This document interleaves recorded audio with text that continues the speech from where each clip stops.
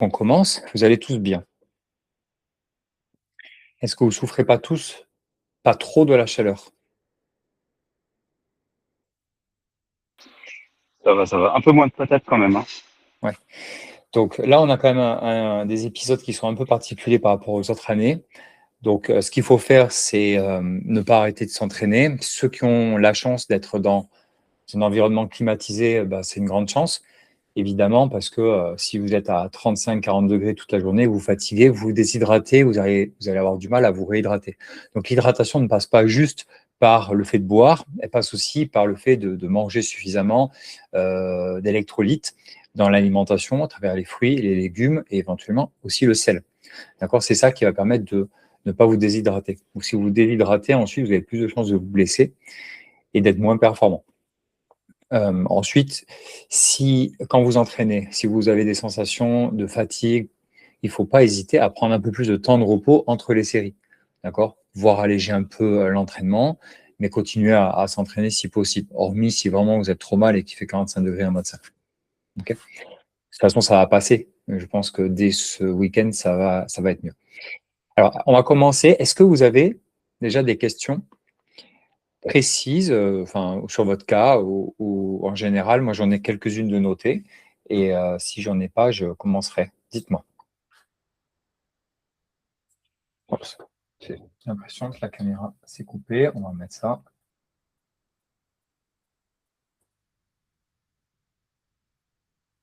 Vous m'entendez toujours? Ouais, ouais, on t'entend. Ouais, non, je crois pour ma caméra, elle a coupé. Vous avez des questions? Moi, Allez-y. j'avais abordé avec toi, mais tu m'as répondu brièvement, mais ça peut peut-être intéresser les autres par rapport à la créatine. J'ai toujours lu qu'il fallait prendre en cure. Toi, tu me conseilles plutôt de prendre en continu. Non, ouais, en fait, on la prend pas en cure. C'est une déformation parce que lorsqu'on fait des études, en général, on ne peut pas étudier l'effet des médicaments sous un angle long ou des compléments alimentaires. Et donc, du coup, souvent, ça se fait par cure. Et toutes les études, elles ont plutôt été faites par cure. Donc, en fait, c'est une incompréhension des gens qui regardent ça et qui proposent de faire des cures de créatine. Et en plus, quand on fait les études, on fait souvent des doses qui sont assez hautes au début pour ce qu'on appelle rentrer dans une phase de charge et ensuite pouvoir étudier les effets de la créatine sur l'entraînement ou sur la mémoire ou sur d'autres paramètres. À partir du moment où tu vas arrêter, tes stocks ils vont se revider. Déjà, ils vont mettre un certain temps à être au maximum. Et donc, du coup, bah, une fois que tu arrêtes, tu vas être moins fort là, tout de suite. Donc, il faut mieux pas arrêter. Après, c'est sûr que quand tu t'entraînes pas et que tu pars en vacances, on peut continuer, hein, mais c'est pas non plus une obligation parce qu'à ce moment-là, tu vas pas t'entraîner ou pas autant. Donc, tu vas moins vider tes stocks en créatine, phosphate, et tu vas avoir aussi quand même l'alimentation qui va t'amener de la créatine. Donc, pas de cure. Est-ce que c'est bon? Ok. Est-ce qu'il y a d'autres questions? Ah, parfait, merci. Vous avez d'autres questions? Ouais, la créatine, on en a déjà pas mal parlé sur d'autres lives. C'est toujours un sujet, c'est toujours un sujet intéressant. Alors, faut-il se peser tous les jours? Comme question. Je ne sais pas si on en a déjà parlé. Dites-moi, je regarde mon écran. Le but, c'est que je regarde. Si je ne regarde pas, vous me le dites. Donc, est-ce qu'il faut se peser tous les jours? Non, surtout pas. Ça ne sert à rien. Surtout en ce moment, vous allez avoir des fluctuations de poids qui vont être assez importantes d'un jour à l'autre. Donc, en fait, à part vous inquiéter, c'est pas très utile, d'accord? Surtout pour des gens qui auraient tendance à développer des TCA ou pour qui se peser et voir 100 grammes de plus sur la balance, ça mine le moral, ne pas le faire. Une fois par semaine, ça suffit. Les seuls cas où on peut se peser tous les jours, bah, ça peut être dans cette situation actuelle, dans la situation actuelle hein, où il fait chaud et on veut gérer son hydratation. On veut gérer, voir si on n'est pas déshydraté. On fait pas mal de cardio, pas mal d'entraînement et de se peser matin et soir, par exemple, pour des cas de sportifs avérés, ça peut être intéressant pour voir si on n'est pas déshydraté. C'est le seul cas. Ou quand je vous le demande, pour certaines personnes, ça m'est arrivé de vous dire pesez-vous tous les jours parce qu'on veut vérifier certains paramètres pour voir s'il n'y a pas trop de fluctuations de poids dans la semaine. Mais sinon, en fait, ça ne sert à rien parce que là, pour la petite blague, ce que je dis tout le temps, c'est monter sur la balance ne fait pas perdre de poids. Il faudrait qu'elle soit plus haute. Donc, ça ne sert à rien. Ensuite, deuxième question à la suite, est-ce qu'il faut peser ce qu'on mange? Oui, il faut peser ce qu'on mange, surtout au début. Après, quand on dit peser ce qu'on mange, c'est pas peser tout au gramme près, mais quand même, c'est-à-dire que déjà, toutes tes rations de protéines, c'est pas nécessaire de les peser parce qu'en général, quand tu congèles ou quand tu vas chez le boucher, elles sont déjà préparées. Tu lui demandes de te faire des portions de 120 grammes, 150 grammes ou 200 grammes en fonction de ton objectif, de ce qui est dans ta diète. Ensuite, les légumes, c'est bien de les peser au début, mais après, on n'est pas à 20 grammes près de courgettes ou d'haricots. Tu vois ce que ça fait en quantité. Par contre, pour les glucides, c'est bien de peser. Parce que quand vous êtes, pour la majorité, quand même en perte de poids, vous mangez déjà pas beaucoup. Si vous vous trompez, vous n'avez plus rien à avoir à manger ou vous allez manger beaucoup trop, ce qui va être négligeable. Enfin, ça va pas être négligeable pour votre perte de poids. Donc, c'est mieux de peser les glucides et après de répartir. Et les huiles, au début, on pèse. Après, on voit ce que ça fait 10, 15, 20 grammes en fonction des profils. Et on pèse. Après, avocat, tout ça, on ne va pas peser. On ne va pas jeter un avocat. On va en prendre qu'un demi si c'est marqué un demi ou un entier si c'est un entier. Donc, voilà. Ça peut être un peu... ça demande des efforts, un peu de peser. Mais après, une fois qu'on a mis ça en place et qu'on le fait depuis des années, ça pose pas de problème. C'est devenu une routine. Et même dans votre famille, si vous avez des enfants, si vous avez des enfants, un mari, si vous ne pesez pas, vous allez faire trop à manger, du coup, vous allez faire trop manger vos enfants ou pas assez, ou votre mari, et vous allez avoir du gâchis, ou sinon, psychologiquement, vous allez vous forcer à finir les assiettes sans avoir faim, et ça, c'est pas good. Que si vous pesez, vous aurez moins de gâchis. Vous êtes une famille de 4, par exemple, vous faites 60 grammes chacun, vous divisez en 4, c'est un exemple, hein. Mais au moins, vous n'en avez pas plus. Ok, est-ce qu'il y a des questions? Sinon, je continue. Les légumes, on peut faire un peu à volonté ou il faut quand même, malgré tout, tu disais peser les légumes? Il faut peser un minimum pour avoir le minimum, surtout. Les légumes, ne pas Ouais, trop peu ouais. en manger et ne pas trop en manger. Parce que le problème des légumes, c'est que c'est bien beau, mais tout le monde ne les digère pas parfaitement, surtout les crudités, des fibres qui peuvent irriter l'intestin, qui peuvent donner des selles un peu plus molles, de la rétention d'eau au niveau intestinal, voire des gaz.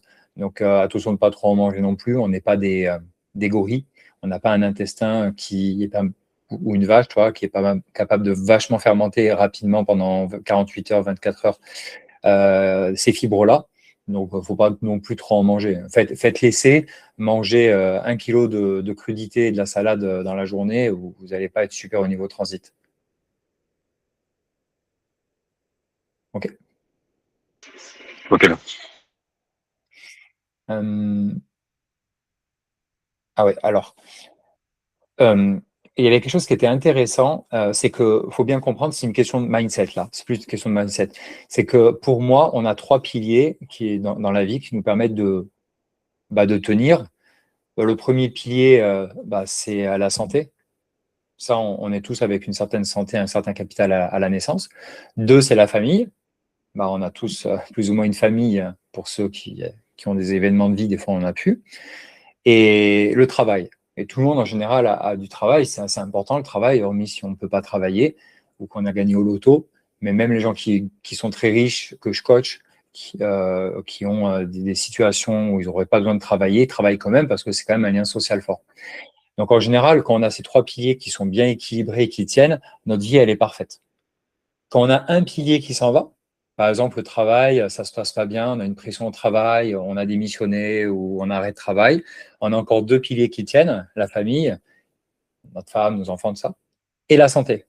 Et souvent, quand ça arrive, les gens, qu'est-ce qu'ils font? Ils sont un peu démotivés, ils arrêtent de s'entraîner, de prendre soin de leur santé. Et là, tu peux te dire que tu rentres dans un cercle vicieux où tout va s'effondrer. Donc, tant que tu en as 2 qui tiennent, et ça ne sera jamais le cas, tu n'auras jamais 3 parfaitement, il y a toujours un moment où peut-être au niveau familial, ce sera compliqué. Des fois, au niveau santé, tu peux avoir des soucis, ça arrive à tout le monde. Mais en tout cas, si tu travailles à fond sur ces 3 piliers, tu vas tenir. Donc, ça, c'est vraiment une question de mindset. Et la question que j'avais, c'était je rentre dans une mauvaise passe, je divorce, et bien du coup, qu'est-ce que je fais? J'arrête la salle. Donc du coup, je nique mes 2 piliers. Parce qu'en plus, je vais reprendre du poids, je vais me sentir moins bien, je vais dormir moins bien. Et donc du coup, tu cours à la catastrophe. Donc justement, à partir du moment où tu seras dans une situation où un des trois piliers deviendra instable, comme par exemple changement de travail ou perte de travail, bah, concentre-toi bien sur ta famille et sur ta santé. Et la santé, ça passe par plein de choses, mais c'est bien manger, c'est faire du sport, c'est méditer, c'est lire, c'est prendre soin de soi, gérer son stress. Est-ce que ça fait sens?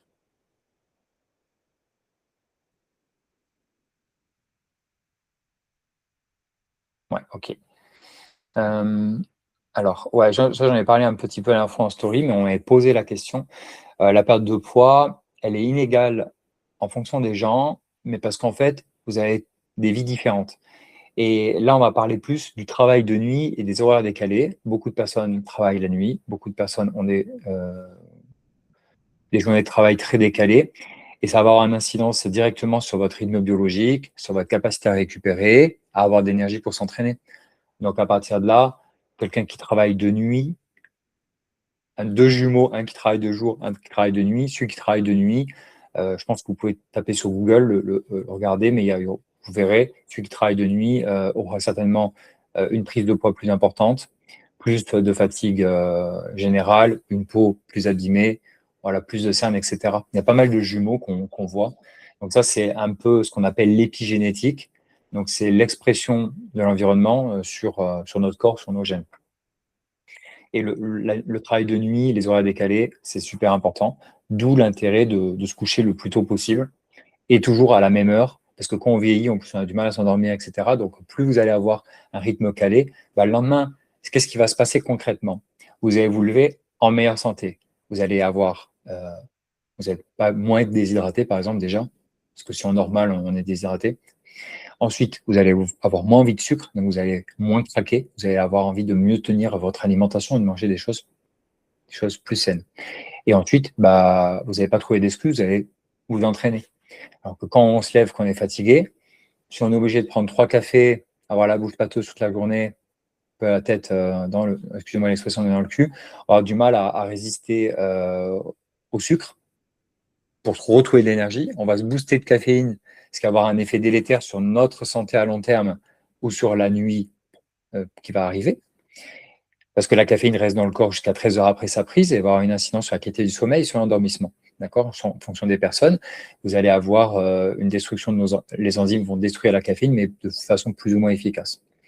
D'ailleurs, il y a vraiment comme la plupart des gens que je coach ont plus de 30 ans, il faut bien comprendre que dernièrement, il faudrait vérifier ça, mais j'ai vu des études qui montraient qu'à partir de 45 ans, il y avait quand même un drop métabolique qui était important sur deux choses la destruction de la caféine, l'efficacité de la caféine quand on la prenait, qui était retardée, et aussi l'alcool, la gestion de l'alcool, l'élimination de l'alcool et comment on supporte l'alcool.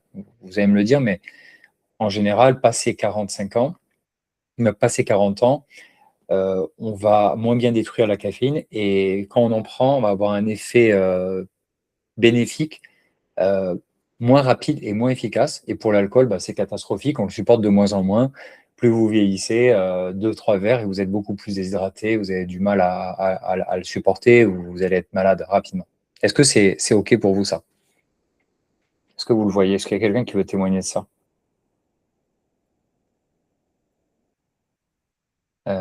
Voilà, donc c'était la petite différence. Et juste une question par rapport à la théine, parce que moi je bois beaucoup de thé dans la journée. Il y a pas Ouais, ces la effets-là? théine, caféine, j'ai pas là sur l'étude, j'ai pas assez approfondi, j'ai pas vu si l'étude a été faite sur la théine aussi. Mais certainement que c'est pareil. Mais la théine, c'est tellement faible, à part si tu bois des litres et de thé, je ne suis pas sûr que ça sera plus négligeable. Mais de toute façon, tout ce qui est stimulant, passer 13, 14 heures, c'est mieux d'éviter. Ouais, d'accord. Ouais, c'est mieux d'éviter. Parce qu'en fait, tu vas avoir un boost positif, et la théine, le matcha, euh, guarana, des choses qui vont arriver plus progressivement dans le corps, qui vont avoir un effet drop moins important que la caféine. Mais c'est toujours pareil, c'est des stimulants. Donc, si tu bois à 17 heures beaucoup de thé, Ouais, beaucoup de café, si personnellement tu l'assimiles bien et que tes enzymes le détruisent pas très rapidement, tu vas avoir un sommeil de toute façon qui va être perturbé ou moins bon. ouais, OK. Non, moi, je bois 1 litre, mais le matin, jamais après-midi. Donc, voilà. Ouais, 3 tasses le matin. Et puis ça dépend aussi de la quantité, si c'est dilué, pas dilué, si tu laisses beaucoup infuser. Non, pas trop, ouais. Mais j'ai pas de problème de sommeil particulier, donc, Ouais, mais tu le prends le matin, donc tu l'as ouais, éliminé voilà. depuis. Ouais. Ouais, tu l'as éliminé. Mm. Ok, très bien. Merci pour l'intervention. Il y a quelqu'un qui veut rajouter quelque chose? Ok. Euh, alors, ouais, on va parler d'insuline, d'hormones et de cellules graisseuses. La plupart des gens, au début, vous perdez bien, et puis ensuite, vous avez des zones qui résistent, et vous ne comprenez pas pourquoi le gras il résiste dans cette zone-là, alors que sur, par exemple, le dos, vous avez bien perdu, mais derrière les bras, derrière les cuisses, vous n'avez pas trop perdu. Bah, déjà, le corps, il va déstocker les zones les plus accessibles pour lui. D'accord. Et souvent, c'est aussi celle où il y a la meilleure circulation sanguine. D'accord. Donc, et aussi le plus proche du cœur en général. C'est plus facile. Pourquoi il y a des zones qui résistent plus que d'autres? Bah, tout simplement parce que souvent elles sont. Alors, déjà, les dernières graisses à perdre, c'est surtout là que je voulais venir, les dernières graisses à perdre, elles sont plus résistantes parce qu'elles sont enfermées dans des cellules adipeuses qui sont fermées depuis longtemps. Et ce qu'on a constaté, c'est que la clé d'ouverture de ces cellules, elle est hormonale. Donc, certaines hormones, comme par exemple le cortisol que vous avez déjà entendu parler, surtout le glucagon. Plus vous allez, enfin pour vraiment les ouvrir, il faut un stress métabolique intense. Ça veut dire que plus vous allez vous entraîner dur, intense et fournir un stress à votre corps, plus votre corps il va libérer de ces hormones qui vont être capables d'ouvrir ces cellules et de prendre l'énergie et de les utiliser. Donc à partir du moment, c'est pour ça que l'entraînement en musculation ou en intensité maximale va être efficace pour la perte de gras, surtout localisé aussi, parce qu'on va être capable de fournir un gros stress métabolique quand on va faire un squat intense ou qu'on va faire un exercice intense. Donc voilà ce qu'il faut faire pour arriver à vraiment ouvrir ces cellules graisseuses. Et là, on ne parle pas juste, bien sûr, il faut être en déficit, il faut dépenser plus d'énergie que ce qu'on mange, mais on ne parle pas que de déficit, c'est une question d'intensité. Ça, c'est important. Pas pour perdre les premiers kilos, mais pour perdre les derniers kilos et avoir un physique vraiment très athlétique. Donc, les gens autour de vous, vous allez voir vous entraîner avec beaucoup d'intensité, avec des charges maximales. Bah, ils vont principalement, ils sont capables de plus facilement ouvrir ces cellules et de vider leurs cellules graisseuses. J'ai pas trop d'informations si est-ce que, par exemple, le cardio longue durée, donc les longues distances, type marathon, ça fournit un stress métabolique suffisant pour vider ces cellules-là. J'ai pas trop d'informations sur ça, mais on peut penser que le corps, dans ses derniers retranchements, il fournit pas mal d'hormones qui sont capables d'aller utiliser cette graisse et la transformer sous forme d'énergie pour fournir les derniers efforts de la course. Mais pas forcément les cellules vraiment graisseuses qu'on a envie de perdre, les dernières, quoi, ce qu'on appelle les dernières. Enfin, les dernières pertes de poids que vous voulez mettre en place. Ok. Est-ce que je ne sais pas si j'ai été très clair sur ça. Est-ce qu'il vaut mieux favoriser une séance cardio de 40 minutes tranquille ou une séance de 20 minutes à plus haute intensité pour la perte de graisse? C'est au cas par cas, en fait. Je ne vais pas avoir la même réponse en fonction des gens que je coach. En fait, faut bien comprendre deux choses. C'est que plus tu vas être intense plus tu vas être intense, plus tu vas dépenser de calories. Donc, si tu n'as pas beaucoup de temps dans ta journée, il faut mieux faire 15 minutes intenses ou 10 minutes intenses en fin de séance. C'est là que tu vas utiliser le plus de calories. Cette énergie, qu'elle vienne de ton sucre sanguin, de ton glycogène, donc le sucre sanguin stocké dans les muscles et dans le foie, ou directement des graisses, d'accord? Mais le corps, il puise un peu partout en même temps, d'accord? C'est un peu plus complexe, mais en fait, il va puiser de partout. Si, par exemple, tu tentes... Après, par contre, il y a des avantages de l'un et de l'autre, d'accord? Pour l'amélioration cardiovasculaire, pour la santé. Pour quelqu'un qui s'entraîne, par exemple, déjà 4 fois ou éventuellement 5 fois, et qui est déjà au taquet sur ses entraînements, qui a déjà une très grosse fatigue musculaire, nerveuse, il aurait plutôt tendance de faire du cardio basse intensité, 30, 45 minutes de vélo tranquille, avec un rythme cardiaque au-dessus de 120, 130, pour favoriser l'utilisation des graisses, sans fournir au corps une fatigue excessive sur les articulations, sur les tendons, sur le moral d'accord? Et sur le système nerveux surtout, pour pouvoir rester efficace dans ces entraînements en musculation. Donc voilà, ça dépend. Ça dépend aussi du temps que vous avez. Quelqu'un qui, la plupart, vous avez une vie et vous pouvez vous entraîner que 3 fois semaine. Donc, il faut mieux favoriser quelque chose d'assez intense. Et ça dépend du niveau aussi. Est-ce que c'est assez clair? Oui, parfait, merci. Ok. Alors, l'avantage de la muscu par rapport à d'autres sports, on m'a posé la musculation par rapport à des cours collectifs, hein, si on prend que ça, ou du crossfit pour rester sur une discipline assez proche, ou même du paddle, déjà, c'est que vous pouvez le faire seul. Vous pouvez le faire seul. Et en fonction de votre vie de famille ou de votre vie professionnelle, vous pouvez l'intégrer et l'insérer facilement dans votre calendrier et être régulier et être discipliné. Si tu joues au squash, il faut un partenaire qui va te dire une fois sur deux que ses enfants sont malades ou qu'il a du travail. Et donc, du coup, ça va sauter et tu vas pas le faire quand tu veux. Il y a aussi des horaires d'ouverture qui sont beaucoup plus larges dans les salles de muscu que dans les salles de CrossFit, par exemple. On peut s'entraîner jusqu'à 23 heures, on peut s'entraîner à 5-6 heures du matin, ce qui n'est pas le cas dans toutes les petites salles de CrossFit ou cours collectifs. L'avantage aussi, c'est que souvent, vous allez me dire que c'est pas vrai, mais on a quand même des salles climatisées. Et ça, c'est plutôt bien. Parce que la plupart des sports, c'est pas le cas. Les salles de CrossFit, c'est pas spécialement climatisé. Les salles de padel, en ce moment, c'est pas climatisé. Le foot en salle, c'est pas toujours climatisé. Le badminton, pareil, c'est dans des gymnases, voilà.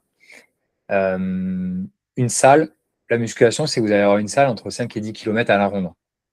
Donc, c'est assez pratique de maintenir sa pratique n'importe où on se déplace, où on déménage et où on travaille.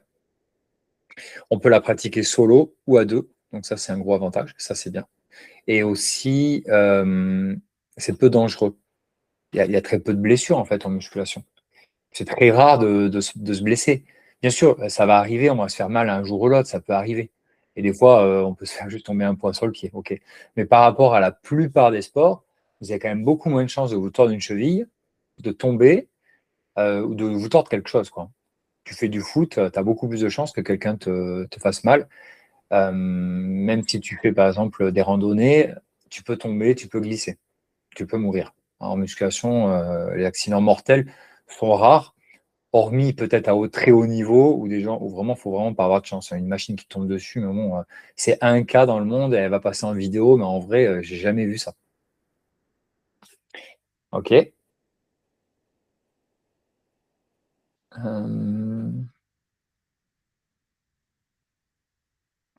Ah oui, on m'a posé une question. Est-ce qu'il faut mettre les sangles, vous savez, les sangles qu'on met quand on fait les tirages, il y en a pas mal qui les utilisent déjà. J'ai un tuto dessus que je vous ai déjà envoyé à certaines personnes.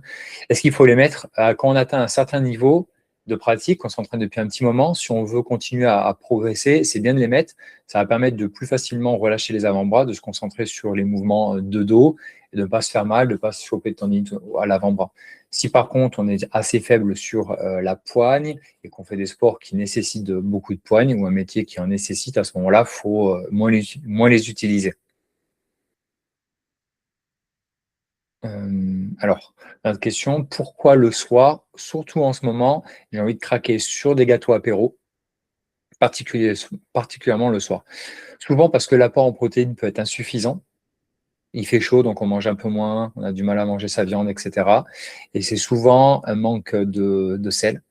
Donc on n'arrive pas à se réhydrater et le corps, il va te demander des petites cacahuètes sucrées et tu vas avoir naturellement envie de manger des choses un peu sucrées gras pour te permettre d'améliorer ton hydratation. Donc ça, c'est un signe de déshydratation. Il faut faire attention. Alors, est-ce qu'on a un poids de forme? Pas vraiment. En fait, le poids de forme, c'est un peu une théorie qui sort comme ça du chapeau et on n'a pas de poids de forme. Après, on peut parler de poids de forme pour. Souvent, je pense que c'est quelque chose qui a été déformé, qui est sorti du monde de sportif professionnel. C'est-à-dire qu'évidemment, par exemple, pour un judoka, il y a un poids de forme. Pour un rugbyman qui joue par exemple pilier, il y a un poids de forme. Si tu pèses 80 kg, ça va être compliqué de jouer pilier. Pour, je sais pas, pour n'importe quel sport, voilà, il va y avoir un poids de forme qui va te permettre d'avoir un bon ratio performance-poids. Par exemple, cycliste, ça va être très compliqué d'être un bon grimpeur si tu pèses 70 kg, quoi. Un grimpeur va être beaucoup plus léger parce que chaque kilo va le pénaliser dans les côtes. Alors, est-ce qu'on a un poids de forme? Souvent, il est psychologique, c'est-à-dire on se dit, ah, moi, à ce poids-là, je me sentais bien, et je ne suis jamais arrivé à descendre plus bas, mais parce qu'en fait, quand tu arrives à ce poids-là, ce qui se passe, c'est que tu vas commencer à faire moins d'efforts, à te dire, allez, bon, je peux ne pas faire le cadeau cette fois-ci, je suis un peu fatigué, je peux accepter de grignoter en plus, etc. Et puis dès que tu remontes à un certain poids, bah, tu dis, ouais, c'est pas possible, là, mon jean préféré, j'ai du mal à le fermer, donc là, pendant une semaine, ça, j'arrête de manger des conneries, etc. Donc c'est surtout ces comportements-là. Après, évidemment, on ne va pas descendre à un poids bas. Le seul poids de forme qu'on peut voir, c'est un poids, mais en plus, ça va varier avec l'âge et ça va varier avec l'entraînement. C'est un ratio masse grasse et fonctionnement hormonal, santé, énergie. On sait que si tu descends trop en poids, ça va te demander trop d'efforts en termes de sport ou de restrictions alimentaires, ce qui va être négatif pour ton système hormonal quand tu descends très bas en masse grasse. Et c'est des choses qui peuvent varier avec le temps et l'entraînement. C'est que, par exemple, la première fois que tu vas faire un régime ou une sèche, tu vas descendre, par exemple, à 15% de masse grasse. Et puis, franchement, tu commences à être vraiment fatigué, à plus avoir trop d'énergie, à plus t'entraîner. Et 2-3 ans après, avec l'entraînement, ton corps, il sait mieux gérer ça et tu vas pouvoir descendre beaucoup plus bas. C'est pour ça que les gens qui ont, par exemple, 5-6 ans de pratique sont généralement plus musclés, mais surtout, ils arrivent à être plus secs sans détériorer leur système hormonal, leur libido et leur santé. OK. Vous voulez qu'on parle d'un truc en particulier? Et j'ai une petite question, est-ce que l'IMC, peut être une indication C'est de pour la avoir merde. un objectif? Non, ça sert à rien, l'IMC. Moi, je suis obèse dans l'IMC. OK. Je suis obèse? Non. En Non, fait, non, mais l'IMC, je non, mais pensais que l'IMC, l'IMC avait, voilà, une signification, mais en fait, non. non, bah, n'importe quel sportif au professionnel est considéré un peu en léger surpoids, toi, à cause de l'IMC. Donc, ça peut être bien peut-être pour un sédentaire, comme la plupart des tests, comme les balances connectées. Mais pour quelqu'un de sportif comme nous, par exemple, quand tu vas commencer à atteindre un niveau de masse grasse basse, l'IMC elle va te considérer peut-être comme maigre. Et un homme par exemple, qui va développer une masse musculaire assez importante avec des années de pratique, par exemple, s'il fait 1,80 m et qu'il fait 86 kg, on va plutôt considérer qu'il est un peu en surpoids. Alors qu'en vrai, physiquement, il peut être totalement sec et être en très bonne santé. Parce OK. qu'en général, un homme de 80 kg, s'il fait 85 kg, qu'il ne fait pas de sport, il va avoir un peu de gras, quoi, toi. Il va avoir un peu de. Moi, je fais 1,80 m, toi, je fais 83-84 kg, mais parce que j'ai pas mal de masse musculaire. Mais si je ne m'entraînais pas, les hommes de 1,80 m, ils font plutôt en bonne santé. Sédentaire qui fait un peu de course, un peu de sport, il fait plutôt 75 kg, 75, 77, 78 kg, toi, en fonction de sa génétique. OK. Donc il faut Donc, avoir une balance qui permet de mesurer enfin, il faut avoir non, les une balances sont fausses. Non, les ah, balances sont fausses, en fait. Parce qu'en fait, elles vont fonctionner et plus tu vas avancer dans la pratique et plus tu vas dire, ouais, la balance, elle déconne, elle dit toujours que je suis un peu en surpoids, la masse grasse, elle n'arrivera plus à la calculer correctement, etc. C'est pas normal dans son algorithme. Moi, quand je faisais compétition, tu vois, j'étais sec vraiment pour la compétition. Au début, je voyais bien la balance, elle suivait correctement la perte de poids et la perte de masse grasse avec le maintien de la masse musculaire, voire une légère baisse de la masse musculaire, ce qui est normal. Quand je suis arrivé à un certain taux, moins de 12%, elle a commencé à bugger et elle m'a annoncé des masses grasses plus élevées. Et j'étais sec de chez sec. Et toi, on faisait le test avec 2 autres potes qui étaient pas très en forme, hein, des mecs qui s'entraînaient à la salle 4 fois par semaine, mais qui ne faisaient pas trop d'alimentation, qui étaient assez gras. Et la masse grasse était inférieure chez eux. Tu vois. ouais. Et là, on parle déjà de balance professionnelle à 3 000 € toi, qu'on a dans les salles. OK, donc il y a aucun moyen finalement de savoir le poids enfin, tu vois, de savoir, ben, c'est quel poids, où je me sens où je devrais Ah, être en fait? le poids en fait de forme. Ouais, En fait, c'est par rapport déjà au physique que tu veux, par rapport aux photos et par rapport à la masse grasse. Alors, la masse grasse, on peut la prendre avec des outils spécifiques. Il y a des balances qui peuvent bien fonctionner, d'accord, mais souvent, maintenant, il faut aller voir un médecin ou faut aller à l'hôpital. Tu sais, ils font des scanners. ouais, On va pas le faire, hein. Tu vas faire un osteodenticomètre que si, par exemple, tu as des suspicions d'orthopénie, par exemple, mais là, pour le coup, il n'y a pas d'intérêt. Et après, il existe une pince à plis où en fait, tu vas pincer ta peau à différents endroits et ça va te donner ta masse grasse. Et c'est quand ouais, même pas mal parce que ça donne une fourchette, on va dire, si tu es à 40% de masse grasse, c'est sûr que tu n'es pas optimisé pour la santé, tu vois. Alors, Ouais. un homme, entre 15 et 20%, c'est bien. Une femme, si elle veut être athlétique, entre 18 et 24-25%, c'est bien. Mhm. Ça donne une indication. Après, ça ne veut rien dire parce qu'aujourd'hui, avec plus de pratiques, ton système hormonal, ta masse musculaire, il y a plein de choses qui vont s'activer et donc, du coup, ton poids de forme, il va changer dans le poids dans lequel tu vas te sentir bien. D'accord. Ouais, Ok. après, c'est un peu aussi comment tu te sens bien physiquement, hein. C'est aussi Ouais, ça. c'est ça, ouais. Ouais. Avoir aussi d'énergie. Mais ça évolue tout le temps. Et ça évolue aussi en fonction du cycle féminin. Et ça évolue en fonction de la saison. Ouais. Ok. Tu vois, c'est ça aussi. Ouais, ça peut évoluer dans le temps, en fait, ton poids de forme. Il est Ouais, pas. ça évolue tout le temps, ouais. Ouais. Ok. Bah oui, parce qu'à ce moment-là, un poids de forme à 20 ans, il va pas être le même qu'à 60, tu vois. Mhm. Donc, ça tient pas vraiment comme théorie. Parce Ok. qu'à 20 ans, tu as naturellement un système hormonal favorable. Et donc, du coup, tu peux être beaucoup plus sèche, etc. Mais avec l'âge, ça va être compliqué de maintenir ce ratio. Hormis si à 20 ans, tu t'entraînais pas et qu'après, tu t'entraînes. Mais si tu gardes les mêmes habitudes, quelqu'un qui était au top à 20 ans, il sera toujours moins bien à 40. Mhm. Mhm. Avec l'âge, généralement, on progresse. Chez les hommes, on peut devenir un peu plus fort. Mais en général, le pic de force que moi j'ai atteint, moi je m'entraîne depuis que j'ai 16 ans, et j'ai toujours été sportif, je pense que je l'ai atteint entre 30 et 35. Aujourd'hui, je ne suis pas beaucoup moins fort qu'entre 30 et 35, Mhm. mais je progresse plus autant, tu vois. Et Ouais. bien Ok. sûr, je vais moins récupérer, je vais pas pouvoir faire autant de sport, etc. Ok. Ouais. Mais la Ouais. plupart des gens que je coach, vous êtes plus en forme à 45 que ce que vous étiez à 30, parce qu'à 30, vous aviez les enfants qui vous laissaient pas dormir, vous travailliez à fond, vous avez construit votre maison tous les week-ends, du coup, vous mangez n'importe quoi, et maintenant que vous faites une meilleure hygiène de vie, vous avez une meilleure hygiène de vie, vous améliorez tous les paramètres, hein. Mhm. Ouais. C'est OK pour tout le monde, hein, je pense, hein. Ok. Euh, OK, ça, c'est pas vraiment une question. OK, ouais. Donc ça, c'est bon. Ça, j'en ai parlé. Les compléments pour la rétention d'eau. Ça, je les ai mis sur le groupe. Le thé, ça marche plutôt bien. Ça va être assez diurétique.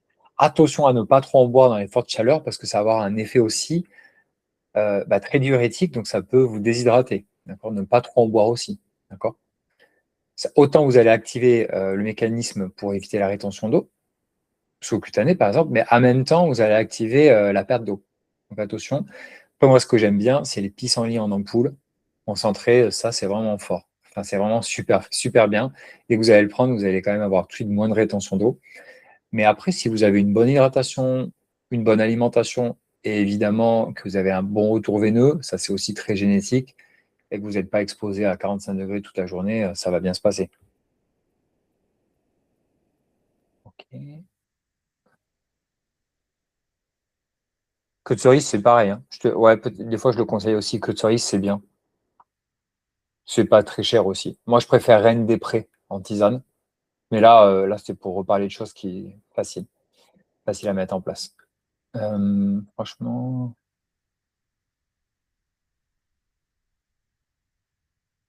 euh, ouais, c'est pas vraiment une question. Ça, c'est on en a parlé. Alors ouais, la progression. Comment on juge une progression? Des fois, les gens ils me disent je stagne. Alors déjà, la stagnation, c'est un processus qu'il faut mesurer sur le long terme. D'accord? C'est pas un processus, une semaine, je stagne. Non. Il y a une semaine, la balance, au moment où tu t'es pesé, peut-être qu'elle n'a pas indiqué une perte de poids. Mais la progression, déjà, il y a plein de paramètres. Donc, elle se juge sur 3 mois.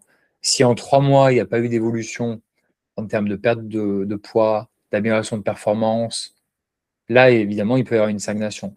Mais la stagnation, elle est induite par quoi? Par un relâchement sur l'alimentation, par le fait que tu avais beaucoup de stress, tu as moins marché, ton hygiène de vie s'est détériorée, ou parce que tu t'es moins entraîné, donc du coup, tes entraînements, ils ont juste maintenu ce que tu avais. Donc, la stagnation, pour mesurer ça, il faut regarder plein de paramètres. Donc, le premier paramètre que je regarde, c'est l'évolution en force et même en endurance.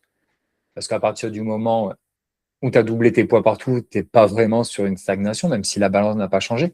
Il y a beaucoup de chances quand même que tu aies perdu des centimètres, que tu aies pris du muscle et perdu du gras. Donc, il n'y a pas que la balance. Ensuite, il peut y avoir la libido.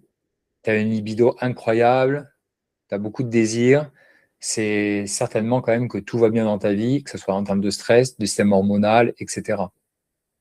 OK. Et ensuite, la progression, il y avait des choses que j'ai mises qui étaient moins tangibles. C'était plus le mindset aussi. Tu peux être dans une confiance, quelque chose de positif, développer un mindset qui est très positif 2-3 mois après. Donc ça, c'est important. J'ai beaucoup de gens qui me disent, tu vois, il y a 1 an, j'ai eu une mauvaise appréciation de mon boss, etc. Eh ben, je m'en serais voulu, je serais allé manger de la merde et je serais pas allé à la salle pendant toute la semaine. J'aurais bu de l'alcool, etc. Je me serais même drogué. Et aujourd'hui, bah, j'ai lâche prise. Je suis allé m'entraîner, je suis allé marcher, je me suis écouté un podcast, j'ai appelé ma meilleure amie et ce soir, je suis bien, toi. Donc ça, c'est une évolution. La confiance en soi aussi. Voilà. Est-ce que ça, c'est clair? Est-ce que ça, pour les gens, il y a pas mal de gens que je coach depuis très longtemps, vous l'avez vu, hein. Alors, la musculation, est-ce qu'il faut être à l'échec? Alors, mon avis sur les probiotiques pour les soucis de transit. Prends la parole si vraiment j'oublie des fois, parce que des fois, ça m'arrive sur l'autre écran. Du coup, attends, je vais mettre ça. Ouais, ok, donc c'est la question de probiotiques. Probiotiques, prébiotiques, donc mon avis dessus pour des soucis de transit. Alors, pour les soucis de transit, c'est pas tout le temps lié aux probiotiques, d'accord? Ça peut être lié à un manque de fibres ou trop de fibres, manque de polyphénol, manque déshydratation aussi. Ça peut être aussi très génétique. Tu peux aussi avoir des maladies cœliaques, maladie de Crohn, pas mal de maladies. Les probiotiques et les prébiotiques, ça peut être pris de façon un peu en cure cette fois-ci, pas à l'année, en cas de problématique précise. Par exemple, tu viens d'avoir une infection urinaire liée peut-être à un rapport ou à d'autres choses, et on peut penser que les probiotiques, ça peut avoir une amélioration pour la régénération de ta flore intestinale, de ta flore en général. Donc d'en prendre à ce moment-là, ça peut être intéressant. Tu as eu une gastro, tu as eu une infection, tu as eu une gastro, ouais, tu as eu une intoxication alimentaire. Donc à ce moment-là, ça peut être très intéressant. Okay, si tu dois faire des cures de probiotiques à l'année, c'est qu'il y a une problématique dans ta supplémentation, dans ton alimentation ou que sais-je. Et à ce moment-là, il faut quand même consulter quand même un gastro-entérologue ou un spécialiste pour faire une investigation un peu plus poussée. Et ça dépend aussi de l'âge, évidemment. À 25 ans, le gastro-entérologue ne va pas avoir la même réponse que si tu as entre 40 et 50 ans. Et entre 50 et 60 ans, encore plus. On va investiguer un peu plus. Donc les probiotiques, ça peut être très bien. Il faut faire attention à utiliser des probiotiques avec une quantité suffisante parce que si tu mets, c'est comme mettre une goutte d'eau dans un océan, tu n'auras pas trop d'impact. Donc il faut quand même une quantité suffisante, que ce soit bien dosé et que ça soit aussi des bactéries qui soient adaptées à ton problème. D'accord. Il faut aussi prendre des bons probiotiques avec des normes. Donc il y a une norme moi, que j'aime bien, c'est la San Human. Ça veut dire que c'est des souches humaines. Alors, il faut vérifier exactement, mais la plupart des probiotiques, de ce que j'ai compris, c'est un peu un secret de Polichinelle, c'est qu'elles sont faites à partir d'excréments animaux, de chiens en particulier. Est-ce que ça pose des problèmes? En termes de physique quantique, on peut penser que les champs ne sont pas les mêmes, que l'énergie n'est pas la même. Et sur les bons probiotiques, elles sont faites à partir de souches de bébés, je crois. Donc, il faudrait voir avec des spécialistes, c'est pas trop mon expertise, hein, je ne suis pas gastro-entérologue, voir exactement ce qu'ils recommandent. Après, il peut y avoir des prébiotiques, probiotiques que tu peux faire naturellement. Là, je n'ai pas de tête la recette, mais tu peux les faire naturellement. Même par exemple, le kombucha, ça peut être bien. Alors, comment tu les fais? Tu fais une préparation simplement que tu laisses macérer un petit peu. Et ça te fait des probiotiques. Je pense qu'il y a des naturopathes qui sont. Alors, naturopathie, attention, il y a tout et n'importe quoi. Mais il y en a qui sont pas mal dans ça, qui peuvent te donner des bons conseils. Et se rapprocher d'un médecin parce que ça reste quand même des mecs qui ont fait 12 ans d'études et qui auront la meilleure réponse pour toi à ce moment-là. Mais déjà de voir si déjà il n'y a pas eu des infections, s'il n'y a pas eu de prise d'antibiotiques, si ton alimentation elle est saine, s'il n'y a pas eu trop d'alcool, s'il n'y a pas eu trop de stress. Voilà, c'est déjà la première chose. Parce que les probiotiques, la plupart des gens les prennent pour soigner la cause, alors qu'en fait, ils ne s'intéressent pas à la conséquence. Par exemple, tous les week-ends, tu bois beaucoup trop d'alcool et tu manges des fast-food. Il ne faut pas s'étonner si sa flore intestinale, elle est déséquilibrée si tu as la diarrhée tout le lundi. Par exemple. Ok, Virginie, c'est bon pour toi? C'était Virginie qui m'avait posé la question. Ok. Est-ce que je dois prendre plus de repos entre les exercices? Combien de temps il faut pour se reposer entre les exercices? Ça dépend du programme, de votre niveau, etc. Ce qu'on va considérer, c'est plus tu vas progresser dans le temps, plus tu vas être capable de faire des charges lourdes.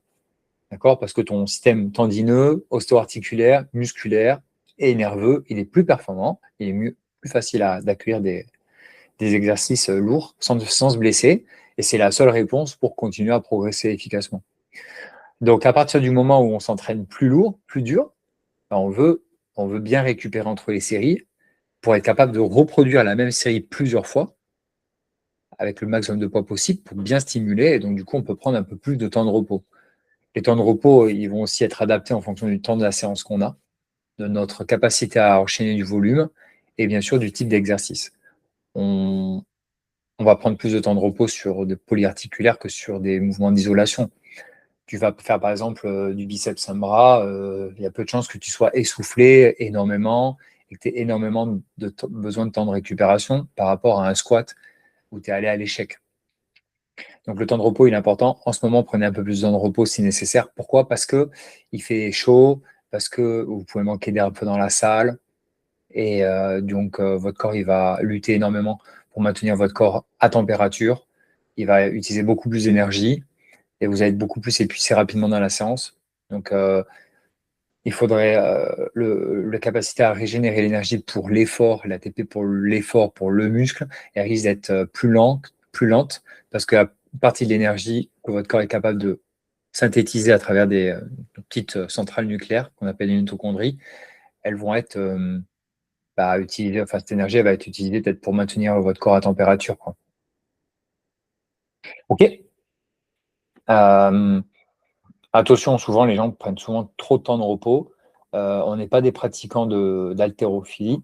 On n'a pas besoin de prendre 10-15 minutes. Et des fois, entre le rangement de votre presse et le fait d'aller sur un autre exercice, il va se passer déjà 5-6 minutes, c'est bon. Après, enchaîner.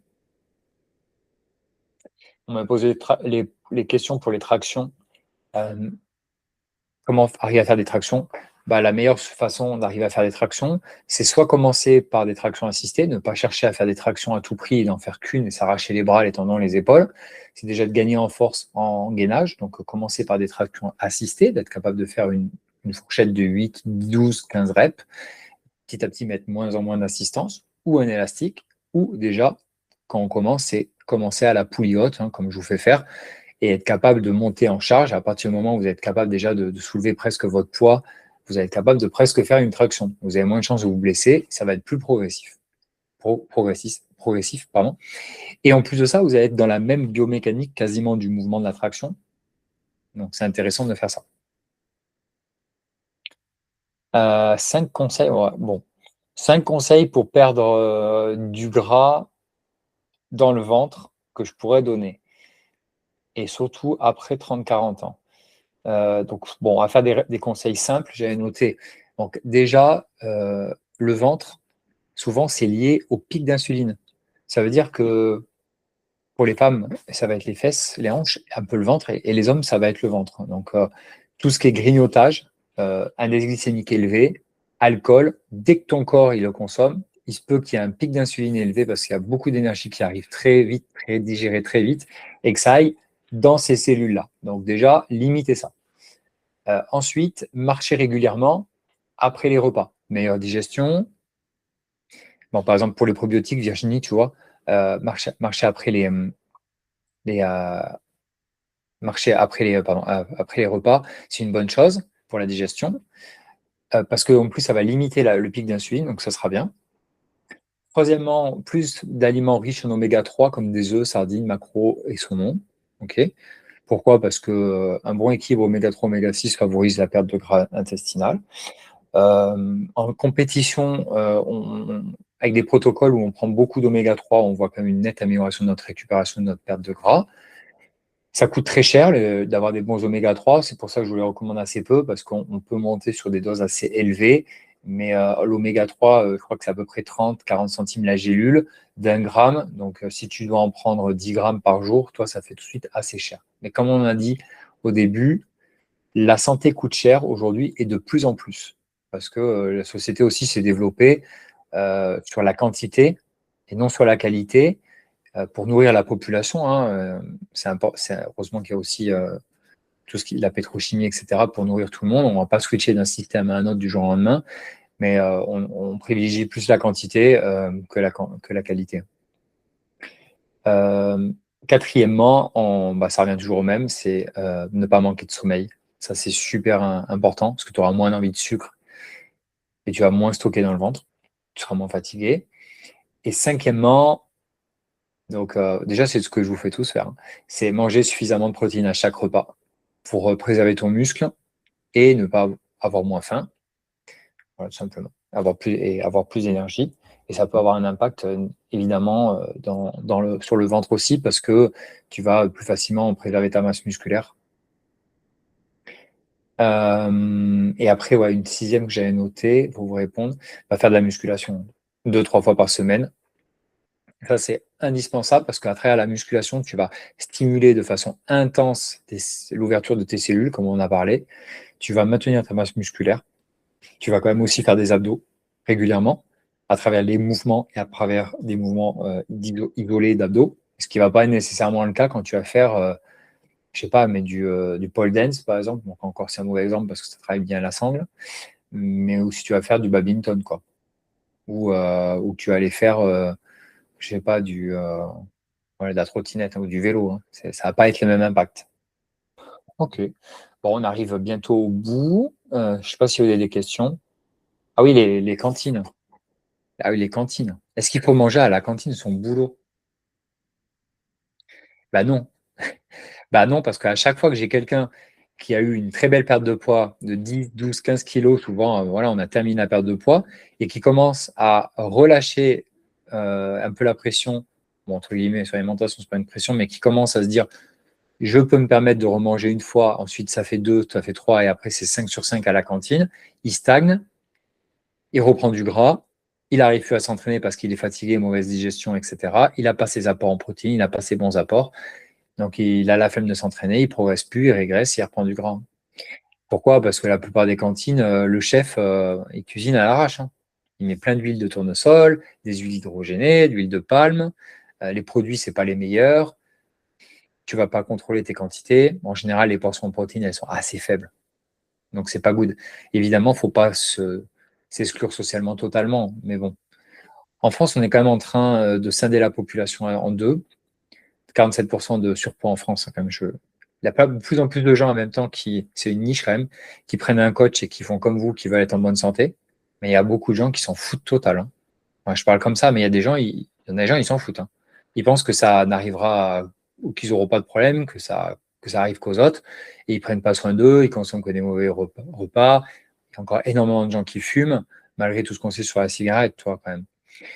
Donc, je ne sais plus où c'est que je voulais en venir, mais vous faites partie de la population consciente qu'il faut faire attention à votre santé pour vivre longtemps en bonne santé et pas souffrir plus tard d'une maladie et pas profiter de la recette, de la retraite, même avant la retraite.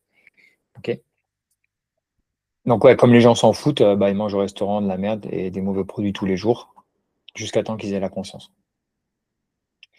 On m'a posé une question. C'est plus sur ce qu'on voit sur Instagram, les transformations des acteurs, les transformations des influenceuses. Est-ce que c'est vrai? Est-ce que c'est faux? Oui, c'est vrai. Oui, c'est vrai, on le voit la plupart, même si ça utilise des filtres, où ça va prendre des photos, où ça va plutôt se mettre en avant. Une femme, elle va pas spécialement s'afficher lorsqu'elle va être indisposée, qu'elle va avoir mal dormi, qu'elle va avoir le ventre gonflé. Tu vois, elle va plutôt faire des photos avant, où elle va avoir plein d'énergie, en plein, voilà, où elle est fraîche, entre guillemets. Et un homme, il va pas faire des photos s'il n'est pas bien rasé, épilé, mis en lumière. D'accord. Donc, mais après, ça existe vraiment. Alors, comment font tous ces acteurs, tous ces gens? Bah, déjà, ils dédient leur vie à ça. Ils s'entraînent toute la journée, ils ont quelqu'un qui les coach, qui leur fait un plan, enfin comme vous du coup, mais ils ont un coach. Ils ont quelqu'un qui leur fait les repas, et ils ont que ça à penser et ils s'entraînent très dur. Et souvent, beaucoup quand même utilisent des produits illicites. Là, on parle vraiment des acteurs et même des influenceurs. Pourquoi? Parce que pour eux, ça vaut le coup de prendre des, des dangers énormes sur leur santé, parce que c'est leur business, c'est leur façon de vivre, enfin, c'est leur gagne-pain, et ils gagnent des millions comme ça. Et donc, du coup, bah, ils prennent des risques. Mais aujourd'hui, on voit de plus en plus d'influenceurs et d'athlètes qui meurent d'un AVC ou qui meurent d'un arrêt cardiaque à 30 ans, quoi, à cause de tous ces produits et aussi de la pression sociale que ça leur induit. Parce qu'à partir du moment où on a présenté un physique incroyable, bah, par exemple, on ne peut plus revenir en arrière. C'est mal perçu. On passe pour quelqu'un qui est plus crédible si c'est notre business. Mais par exemple, pour un acteur, imagine bien qu'un mec, j'en sais rien, comme Stallone, Van Damme, Schwarzenegger, enfin tous ces mecs-là, ils ont construit leur carrière sur leur physique, sur des rôles d'acteurs. Bah, ils sont obligés d'être tout le temps comme ça, hein, sinon ils n'auront plus de travail. Donc eux encore, ça va, ils ont survécu. Mais des mecs comme The Rock, par exemple, tu as vu dernièrement, je crois, pour un rôle, il avait dit, il avait fait son mea culpa, et il avait dit qu'il ne pourrait plus continuer comme ça, parce que les doses utilisées pour sa santé étaient trop élevées et qu'il commençait à avoir des gros problèmes. Donc qu'il était obligé de réduire, donc il ne pourrait plus avoir le même physique, évidemment. Donc c'est bien tout ça parce que ça inspire, mais attention, parce que la plupart des choses ne sont pas atteignables naturellement. Et ne surtout pas faire. Ne surtout pas faire ça, ne pas écouter celui de la salle qui va vous dire ouais, mais tu devrais prendre ça, etc. Non, tu vas mourir, tu vas avoir des effets secondaires énormes. Et de toute façon, ce que tu vas faire, ça va durer un temps. Et dès que tu vas arrêter, bah, tu vas vite perdre tes actifs. Yes. Est-ce que vous en avez une dernière? La musculation après 40 ans. On peut faire celle-là. Pourquoi la musculation après 40 ans? Pour moi, c'est la meilleure chose à faire. Parce que c'est le seul sport qui va préserver ta masse musculaire alors que tu vas être sur le déclin. Ça va te permettre d'avoir moins mal aux articulations, au dos. Tu vas gagner en mobilité grâce à la musculation. C'est facile à mettre en place. À 40 ans, tu ne vas pas aller jouer au foot avec des petits jeunes qui n'en ont rien à faire, qui vont te blesser. Tu vois. Et la plupart des autres sports dits d'endurance, c'est excellent pour la santé cardiovasculaire. Et je l'encourage vraiment à faire du cardio une fois par semaine. Mais par contre, ça n'aura pas d'impact sur ta mobilité ou très peu, et sur ta masse musculaire et sur ta fonte musculaire. Donc la musculation, ça restera le seul sport où tu stimules vraiment pour la longévité. Donc il y a pas de. Et aussi, on s'est rendu compte sur les dernières études que c'est ce qui va. Ouais, je ne sais pas si vous avez peut-être entendu parler, mais ce qui va permettre de préserver la santé sur le long terme, c'est le sport, en particulier la musculation, pour plein de raisons. Par exemple, quelqu'un même qui mange mal, qui est en surpoids et qui fait de la musculation et du sport, va être en meilleure santé que quelqu'un qui mange bien, mais qui ne fait pas de sport. Parce qu'il y a des facteurs très positifs, des externalités très positives de la musculation sur le système cardiovasculaire, sur à chaque fois, je reperdu le nom encore, je l'ai perdu tout à l'heure, sur l'inflammation du corps et sur, j'ai perdu le nom, mais sur les éléments qui sont négatifs pour nos cellules en général. Donc ça protège beaucoup plus.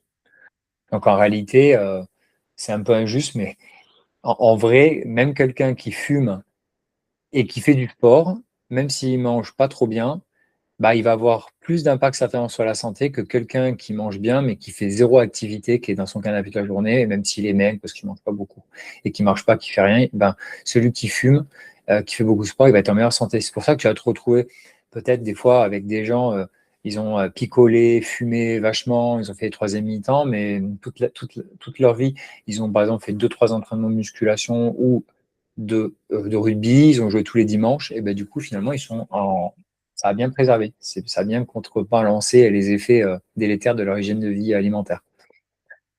Si tu peux avoir les deux, c'est mieux. C'est vraiment mieux. Ok. Est-ce que vous avez d'autres questions?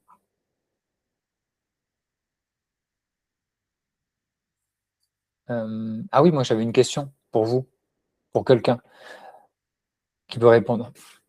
Moi, j'aime bien toujours poser la question. À chaque fois que vous m'avez vu en appel, la première fois quand je commence à vous coacher, est-ce que votre conjoint, il est au courant que vous avez appelé? Est-ce qu'il vous supporte? Est-ce qu'il est à fond derrière vous? Est-ce qu'il comprend votre problématique actuelle, que ça ne vous va pas d'être comme ça?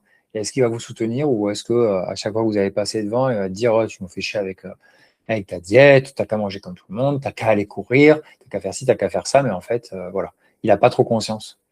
Est-ce qu'il y a quelqu'un, homme ou femme, hein, qui peut me dire comment ça se passe?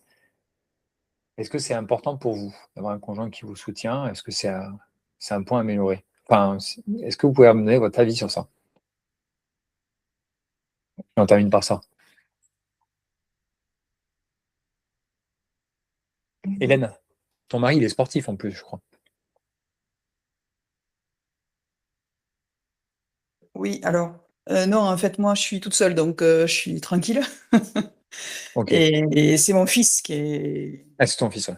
qui est kiné, sportif et qui m'encourage beaucoup. Et en fait, c'est grâce aussi à lui que je fais tout ça. Donc, Ouais. l'environnement familial, en effet, est très important et ça, lui, en fait partie, quoi. Oui. Ouais, l'environnement, c'est super important. Ouais. Mm. Mais il faut le choisir. En fait, au début, c'est notre environnement qui nous choisit, entre guillemets. Hein. On est dans un milieu social. On est dans une école, on ne l'a pas choisi. Et on a des amis, du coup, on a moyennement choisi. Mais après, en vieillissant, on peut choisir l'environnement. C'est ça, Est-ce que, exactement. Mm. est-ce que François, toi, qu'est-ce que tu en penses? Alors, je suis sur le tapis de course, donc non, moi, ma compagne, elle m'accompagne parce que elle fait un peu pareil, mais via une appli. Et donc, Ok. voilà, c'est plus nos enfants qui nous prennent pour des bizardos, quoi. Ils ont quel âge, vos enfants? Ah bah, 19 et 12. Et Ouais, donc, bon, au les début, adolescents. elle se marrait, et elle disait, mais arrêtez de peser vos trucs et tout. Et bon, elle commence à comprendre. Mais c'est plus les enfants, ouais, qui trouvaient ça bizarre. Ouais. Ouais, parce que vous avez changé ce que vous faisiez avant. Donc, mais si vous Ouais, l'aviez fait quand ils avaient 3 ans, ils trouveraient ça bizarre. exactement. J'ai Bah, ça y est, j'ai maintenant, des c'est dans grands. les habitudes. Ouais, ouais, c'est ça. Après, moi, avec ma fille, toi, bah, j'essaye de pour pas qu'elle soit ensuite ignare à l'école, entre guillemets. Hein, donc, elle a le droit de regarder la télé, elle connaît les trucs, mais après, je fais quand même attention pour pas qu'à l'école, quand tout le monde parle de trucs à la mode, elle ne sache pas et qu'elle soit exclue. Elle a le droit de boire un peu de coca de temps en temps, une glace, toi, des trucs, mais c'est raisonné, c'est pas tous les jours à tous les repas. Mais après, pour elle, justement, et il y a pas mal de gens qui me disaient que eux, leurs enfants, ils n'avaient jamais bu de coca, par exemple, qu'ils n'avaient jamais mangé de Nutella, et qu'ils trouvaient ça pas bon, et que quand les gens ils en consommaient, ils ne comprenaient pas.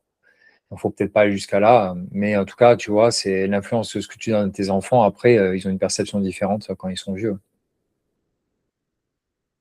Ah bah, je préfère donner cet exemple-là plutôt que de Bah picoler oui, et fumer tous les soirs, c'est sûr.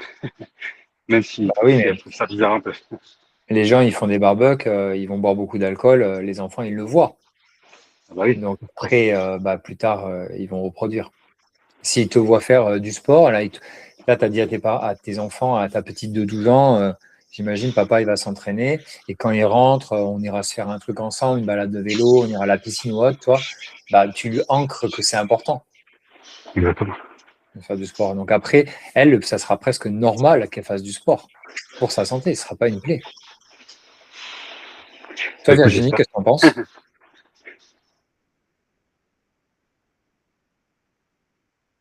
Je ne sais pas si toi, tu as le micro, Virginie.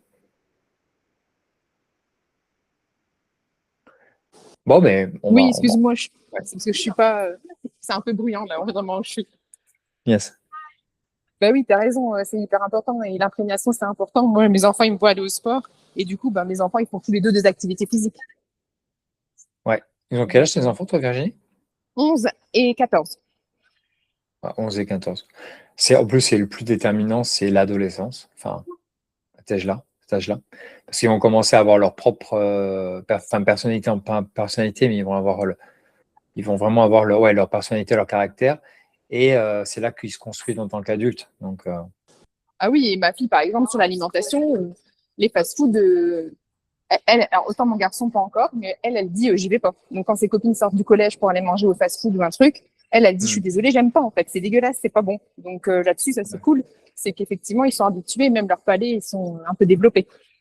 Ouais, totalement. Ouais, totalement, c'est important. Très important. Et aujourd'hui, ça va être de pire en pire, je pense, parce que comme les gens font de moins en moins attention, ils sont en train de générer une génération qui va faire de moins en moins attention.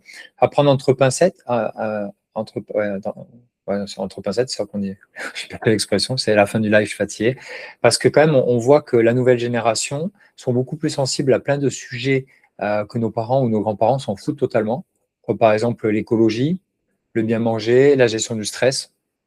Et le sport aussi, le bien-être. Je sais pas, on entend quand même beaucoup de jeunes qui sont plus sensibles à ça maintenant que ma génération, la génération de mes parents. Hein. Moi, j'ai déjà vu mes grands-parents, tout ça à l'époque, cette génération, jeter les clopes, jeter les papiers par la fenêtre, tout ça. Maintenant, les jeunes, il y a pas mal de jeunes, des enfants de 10-12 ans, ils ont plus de la sensibilisation à l'école. Ils feraient jamais ça, quoi. Si tu fais ça devant eux, mais jeter un chewing-gum et tout, ils vont dire c'est pas bien pour l'écologie, quoi. Donc on a quand même on va peut-être être sauvé quand même par la nouvelle Ouais, génération. je te confirme, moi mon fils il m'a fait mettre un seau d'eau dans ma douche, le temps que l'eau elle chauffe, et on va le mettre dans le potager. Ah bah tu vois, ouais, toi. 11 ans. Ouais, c'est bien. Ouais, mais c'est bien. Non, c'est vrai, quoi. Les enjeux écologiques sont en train d'être. Bon, on en parle de plus en plus aussi. Hein. C'est qu'on n'en parlait pas il y a 30 ans, on s'en foutait. Enfin, on s'en foutait pas, mais je me rappelle même pas. C'est quoi? C'est les accords On de, avait moins de, conscience. de Kyoto, les premiers trucs, les accords de Paris ou de Kyoto, les premiers trucs sur l'écologie. C'était un moment. Bon, bah, on peut en rester là. Merci tout le monde. On n'était pas très nombreux. Attends, Elodie, tu m'as dit quelque chose, juste un truc perso. Ça y est, je commence à entendre. Il faut que j'arrête. Il faut que tu arrêtes la muscu, ça va être trop. Aussi, à la salle, un bruit court, comme quoi je suis dopé. Alors ça, c'est le meilleur compliment. C'est quand quelqu'un te dit, ouais, mais toi, tu prends quelque chose. Bon, ça veut... Moi, j'ai toujours entendu, on m'a toujours dit, ouais, mais toi, t'es sûr que tu es naturel, ça? Bah, après, bah oui, c'est un compliment du coup. Parce que si on pense que le niveau que tu as, et c'est vrai qu'Elodie, tu as énormément de force, que c'est pas naturel, bah c'est un compliment. Après, tu auras toujours des gens qui vont toujours critiquer quoi que tu fasses. Tu es en surpoids, les gens ils vont te critiquer. Tu es musclé, on va te critiquer. Tu fumes pas, on va te critiquer. Tu vois. Tu bois trop d'alcool, on va te critiquer. On va toujours te critiquer de toute façon. Donc, tu t'en fous un peu. Mais c'est vrai que toi, aujourd'hui, tu as atteint un niveau qui te place dans le top 1% des femmes fortes dans une salle, parce que tu t'entraînes 4-5 fois semaine là-bas depuis 2 ans, 3 ans, que naturellement, tu étais doué, tu as un métier manuel. Donc, c'est sûr que comme tu soulèves déjà plus lourd que la plupart des hommes de la salle, ça ne plaît pas, quoi. Parce qu'en plus, ça touche leur fierté. Parce que l'homme moyen n'est pas très fort en vrai. Parce qu'aujourd'hui, avec les réseaux, on pense, mais l'homme moyen dans la rue, vos maris, enfin, s'ils ne font pas de sport, etc., ne sont pas extrêmement forts, qu'on fait des tests de force, etc., ne sont pas extrêmement forts, extrêmement développés. Donc, quand on a une femme qui est capable de squatter à 90 kg, qui est capable de faire des développés couchés à 20-25 kg, il y a plein d'hommes qui n'y arrivent pas. Donc, c'est sûr que ça peut toucher la vérité de certains messieurs. Mais ils n'ont qu'à s'entraîner. Ils n'ont qu'à m'appeler en tant que coach. Voilà. Bon, merci à tout le monde. Je souhaite, yes. Je souhaite à tous une bonne journée et à très Merci vite. beaucoup. Merci, Salut! merci. Ciao, ciao.